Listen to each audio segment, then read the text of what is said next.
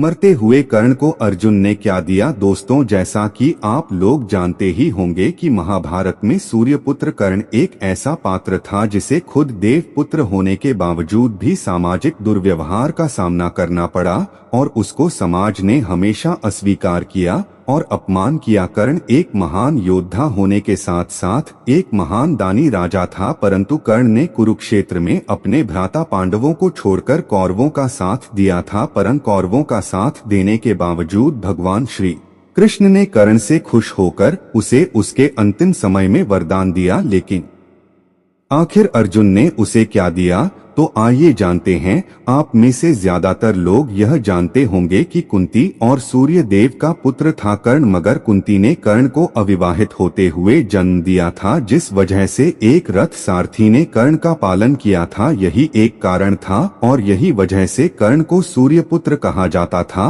और साथ ही अविवाहित माता से जन्म और रथ सारथी के पालन के कारण दानवीर कर्ण को कभी भी समाज में ना ही सम्मान मिला और ना तो अपना अधिकार, यहाँ तक कि कर्ण के सूत पुत्र होने के कारण द्रौपदी, जिसको कर्ण अपनी जीवन संगिनी बनाना चाहता था, उस द्रौपदी ने कर्ण से विवाह करने से इनकार कर दिया था। और इन्हीं सब वजह से ही कर्ण पांडवों से बहुत घृणा करता था और इसी कारण से महाभारत युद्ध में भी कौरवों का साथ दिया। अब एक महान दानवीर राजा होने की वजह से भगवान श्री कृष्ण ने खुद जाकर कर्ण के अंतिम समय में उसकी परीक्षा लेने की सोची और कर्ण के करीब जाकर उससे दान में कुछ मांगने का सोचा। अब कर्ण ने दान में अपने खुद के सोने के दांत को तोड़कर कृष्ण को प्रदान कर दिए। तब इस दानवीरता से खुश होकर कृष्ण ने सूर्यपुत्र कर्ण को वरदान में कुछ मांगने को कहा, जिस पर कर्ण ने वरदान के रूप में अपने साथ हुए अत्याचार और आदर को याद करते हुए कृष्ण से अगले जन्म में उसके समुदाय के लोगों के साथ भला करने को कहा।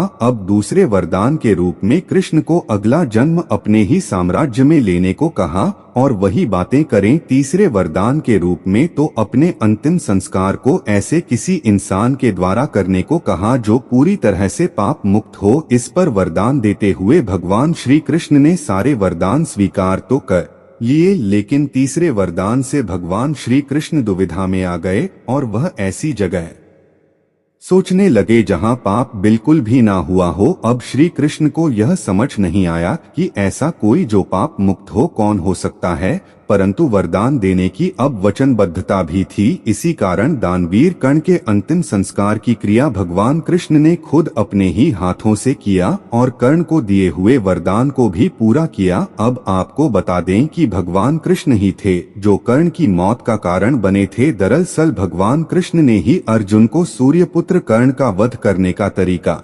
बताया था, लेकिन जब अर्जुन को कर्ण के वध के बाद उसकी सच्चाई का पता चला कि कर्ण ही उसका ज्येष्ठ भ्राता है तो वह दुख से मूर्छित हो गया। होश आने पर वह दौड़ता हुआ कर्ण के शव के पास आया और फूट फूट कर विलाप करने लगा। इसके बाद उसने कर्ण से अनजाने में उसके द्वारा किए गए पाप के लिए माफी मांगी। उसे बड़ा पश्चाताप हुआ कि उससे अनजाने में कितनी बड़ी भूल हो गई और उसने धोखे से कर्ण जैसे महान योद्धा का वध कर दिया। दोस्तों, वीडियो पसंद आई हो तो हमारे YouTube चैनल सत्य की ज्ञान को सब्सक्राइब जरूर करें। कमेंट बॉक्स में जय श्री कृष्ण लिखना ना भूले। राधे राधे।